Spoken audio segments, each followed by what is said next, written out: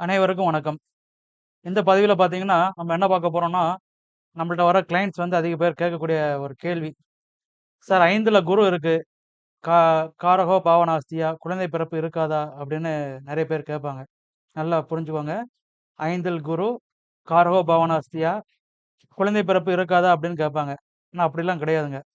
5ல் குரு இருந்து நெறைய பேருக்கு குழந்தைகள்லாம் இருக்காங்க. அதனால அந்த ஒரு பாயிண்ட்ட மட்டும் வச்சுக்கிட்டு குழந்தை பிறப்புக்கு நம்ம முடிவுக்கு வரக்கூடாது. இந்த 5ஆம் அதிபதி எப்படி இருக்கிறாரு? அவரு டி7 சார்ட்ல எப்படி இருக்காங்க? அப்படிங்கிறதெல்லாம் நம்ம அனலைஸ் பண்ணி தான் ஒரு முடிவுக்கு வர முடியும். ஸோ இதுவும் பார்த்தீங்கன்னா, ஒரு மக்களிடையே ஒரு தேவையில்லாத ஒரு குழப்பத்தையும், பயத்தையும் ஏற்படுத்தக்கூடிய அமைப்பு. திருமண பொருத்தம் பார்க்கும்போது, நெறைய பேர் இந்த பையனுக்கு 5ல குரு இருக்கு, இல்ல இந்த பெண்ணுக்கு 5ல குரு இருக்கு, காரகோ பாவனாஸ்தி, குழந்தை பிறப்பு இருக்காது அப்படின்னு சொல்ற மாரியான தகவல்கள்லாம் கிளையண்ட் நம்மள்ட்ட நேராவே சொல்லுவாங்க. ஸோ எல்லாருக்குமே அந்த மாரி அமைஞ்சிருமான்னா அமையாது. சரிங்களா? அதுக்கான ஒரு உதாரண ஜாதகங்கள ஒரு 4, 5 ஜாதகங்கள வந்து அடுத்தடுத்த வீடியோக்கள்ல நம்ம பார்ப்போம்.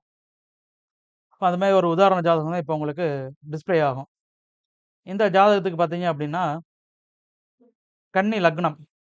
லக்னத்திலேயே செவ்வாய் இருப்பாரு. 5ஆம் இடமான மகரத்தில பார்த்தீங்கன்னா, குரு இருப்பார். குரு எப்டி இருக்காரு பாருங்க, நீசமா வேற இருக்காரு. 6ஆம் இடத்துல கேது இருப்பாரு. அதாவது கும்பத்தில கேது, மீனத்தில சனி, மேஷத்தில சந்திரன், மிதுனத்தில புதன், சூரியன், கடகத்தில சுக்கிரன், சிம்மத்தில ராகு.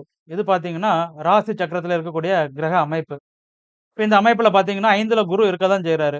ஆனா, இவங்களுக்கு பார்த்தீங்கன்னா, ஆண் குழந்தையே இருக்கு. சரிங்களா? இன்னும் சொல்ல போச்சுன்னா, ட்வின்ஸ் வேற இருக்காங்க. சரிங்களா? அதனால இந்த ஒரு விதிய மட்டும் வச்சுக்கிட்டு, காரகோ பவனாஸ்தி குழந்தை பிறப்பு இருக்காது அப்படின்ற ஒரு முடிவுக்கு வந்து வந்துறக்கூடாது.